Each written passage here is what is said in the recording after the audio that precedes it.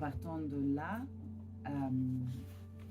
on a besoin aussi de dépasser du coup cette conditionnalité à se montrer juste dans ce qu'on perçoit être le meilleur jour. Hein. Et donc à rendre visible la vulnérabilité. On est à peu près tous là. Par contre, pour des années, j'ai cru que moi je viens d'une histoire de silence, c'est-à-dire il ne fallait pas dire ce qui est désagréable à entendre.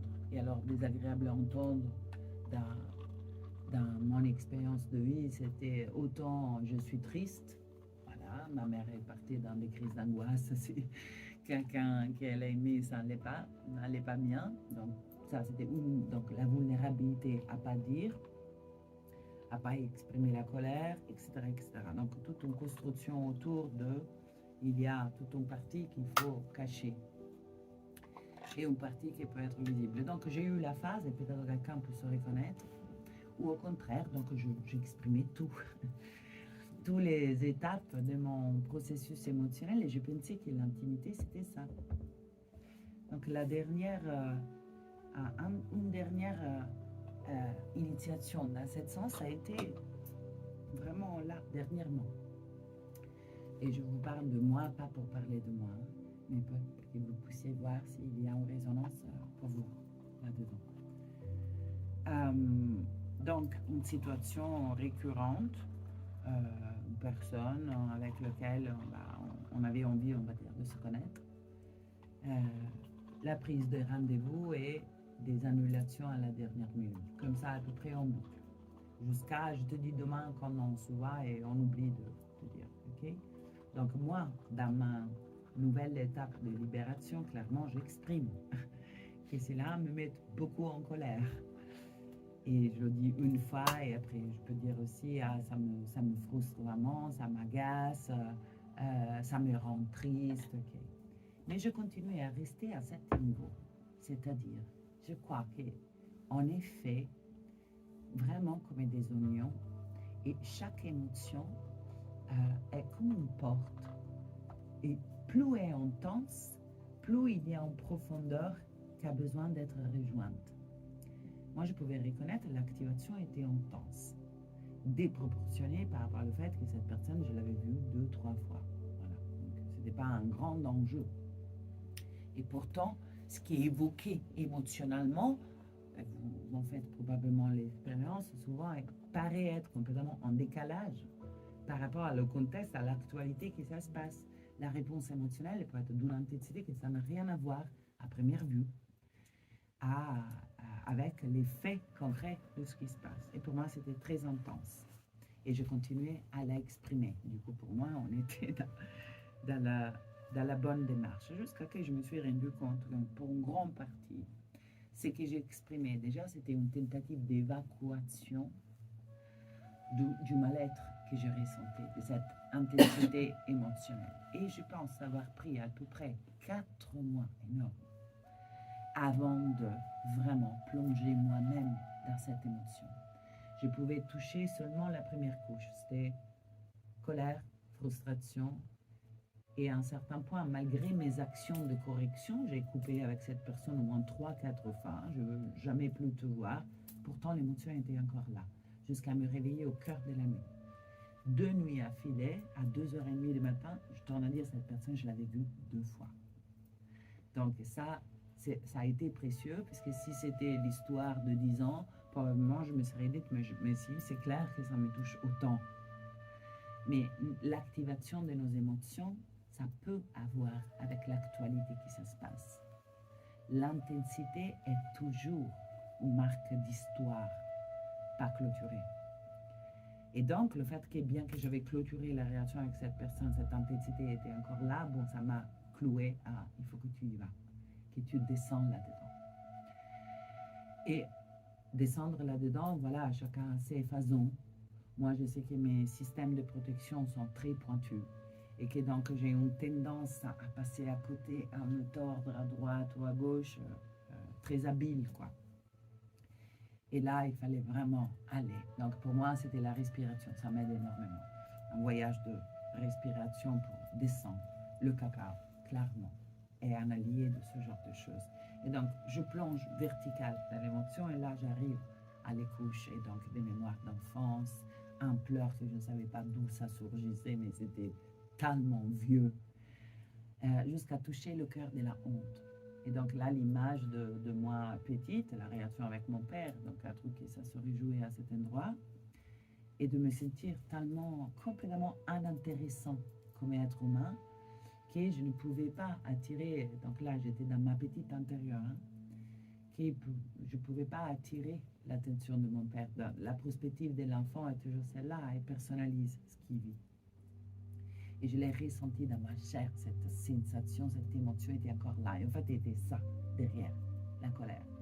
Tout juste après, une fois que j'ai pleuré, ressenti, étreint ça, et c'était dur, hein, je vous assure, c'était vraiment dur.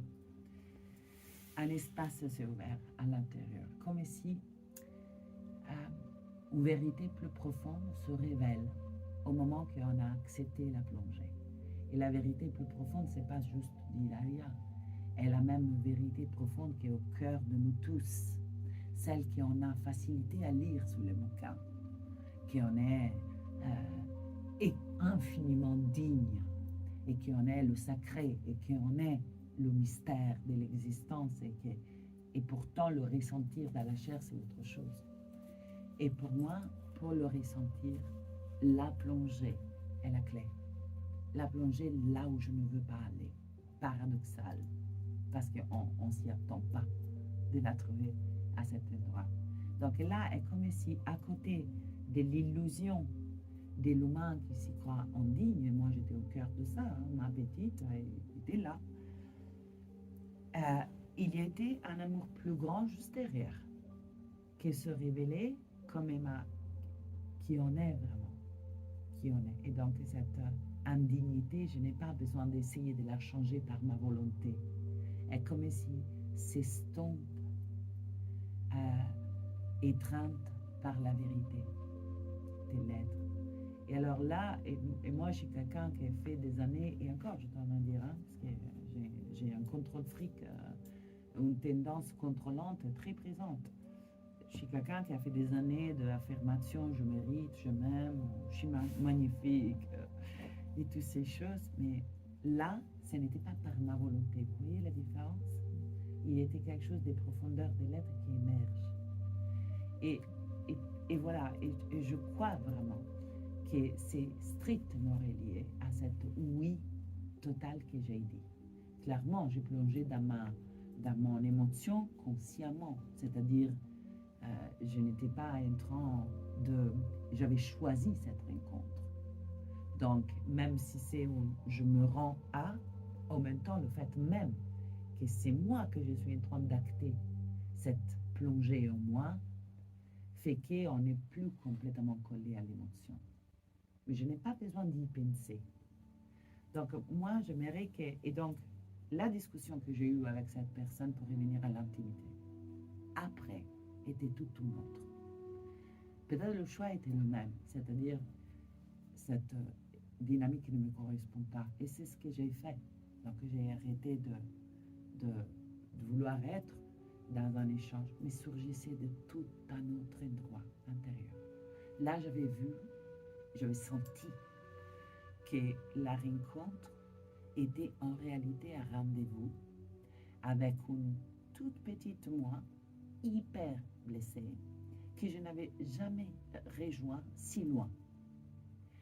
Et cette petite moi a été étreinte par un amour qu'elle a attendu toute sa vie et cherché peut-être dans tous les hommes de sa vie. Et alors lui, avec son comportement merdique, avait été quand même le déclencheur de ça. Et alors, je vous assure, je vous dis sans rhétorique, qu'il n'y était plus en moi de la haine envers cet homme. Il y était de l'amour. Et en même temps, la choix à faire était juste évidente. Ok, moi aujourd'hui pour ma petite, non, je veux autre chose que ça. Et je ne sais pas du tout pourquoi tu fuis. Et je n'ai pas, et probablement c'est ton petit là-dedans. Mais ça, c'est ton voyage. Et moi, ce que je peux te dire, par contre, avant de m'en aller, qu'il puisse parler pour vos voyages dans l'intimité. Avant de m'en aller, par contre, j'ai pu lui dire ça. J'ai pu lui dire, en fait, la colère et la haine avec laquelle je te disais non, stop, là ça me blesse, etc. C'était pour ne pas rencontrer un niveau de moi qui était fort en souffrance et ça me faisait peur d'y aller. Et donc, en quelque part, cette cœur de honte de ma petite était la zone que absolument je ne peux pas rejoindre. Et c'est pour ça que je t'en voulais. Parce que tu me poussais là, en fait. OK. Et alors, je crois que cette disponibilité-là, quand quelque chose nous déclenche, juste s'ouvrir à la possibilité que peut-être c'est un rendez-vous avec une partie de moi qui attend depuis qui sait combien de temps, une présence aimante qui va le rejoindre, qui se met juste, qui permet son existence, qui est là avec, quoi. Et ça demande un lâcher prise. Donc, je ne suis pas en train de ressentir mon émotion pour la transformer en quelque autre chose. Non, je note juste la vie qu'elle a. En ce moment, il y a une intensité. Ok, bah, c'est ça qu'elle a. Je rentre dans ça. Je dis je rentre parce que quand on est petit, on rentre pendant qu'on vit. Un enfant qui est triste, il s'en fout de combien de gens il y a autour de soi et si la condition est adéquate, il éclate en pleurs. Hein? Nous, les grands, on fait plus ça. Donc, pour nous, est devenu une plongée. Il faut que j'y aille. Mais la nature, ça serait que l'émotion me traverse. Mais je ne sais pas vous, moi, je ne l'ai plus, cette naturalité que j'avais quand je suis arrivée. Moi, j'ai besoin de m'asseoir, fermer mes yeux, respirer et passer mes gardiens intérieurs qui me disent surtout là, stop, par contre, là, on change, on fait autre chose et décider, voilà. Donc, ce qui a été naturel, ça a été déconditionné, débranché. Et à ça sert ces pratiques, en fait, finalement, à récupérer quelque chose qui était de l'ordre du naturel. Et par contre, on a fait un tel voyage que notre rencontre aujourd'hui avec cette vulnérabilité, ça n'a rien à voir avec ce qui pouvait être à l'époque où la souffrance s'est produite. Parce qu'aujourd'hui, tellement plus de nous s'est révélé en chemin. Donc, l'invitation, ouais, ça serait celle-là. Et pour terminer, au cœur de cette... quand on plonge là-dedans, on découvre aussi, c'est quel le désir plus profond que je dois, en fait, à mon enfant intérieur. Elle, la mienne, a manqué de présence. Et a interprété cette absence comme je veux rien. Donc, moi, je sais que j'ai une mission que je ne peux pas rater et qui est de rendre à cette petite la conscience de sa dignité, de sa valeur, de sa beauté, de sa sacralité. Et j'ai envie de lui donner présence. Ça commence par moi, mais c'est aussi mon standard dans les relations aujourd'hui. Je ne peux pas aller plus bas. Ça serait comme lui faire revivre une histoire. OK? Voilà.